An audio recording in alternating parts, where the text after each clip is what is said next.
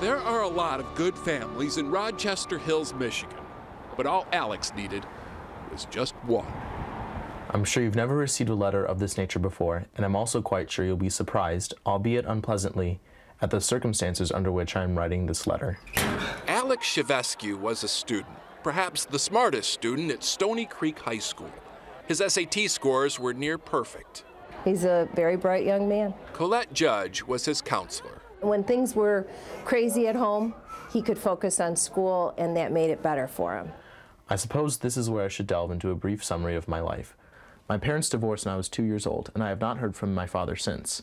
My mother was a nurturing and loving person, to which I credit my early start on the path of academics. In fact, his mom was getting her PhD in computer science when one day she got in a car crash and suffered a head injury. Alex says it changed her. Night and day. Yeah. Not physically, just mentally. She would become abusive and neglectful. Through most of grade school and into high school, Alex bounced back and forth between foster care and living with his mother, who every time promised to do better, but never did. Which goes into why the last time I was removed from her custody, I pushed for her rights to be terminated. Not because I didn't love her, but because had I not, I would have been placed back with her, and the circus would have gone on. That's how Alex ended up here, at the Children's Home of Detroit. It's an orphanage, but more importantly, it's in a whole different school district than Stony Creek. And Alex says he didn't leave his mother just to lose the only real home he ever knew. My school means everything to me. When chaos reigned at home, I immersed myself in my studies and my friends. Unfortunately, it's nearly impossible to find any foster home for a 17-year-old boy. Plus, his social worker at the time wasn't even trying anyway. Nobody was advocating for him, so he had to advocate for himself.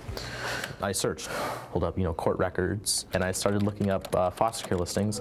He compiled a list of a couple dozen prospective parents and wrote the most important letter of his life. Now I ask you to consider fostering me. Thank you, Alex Shevescu. It was a shot in the dark, but it worked.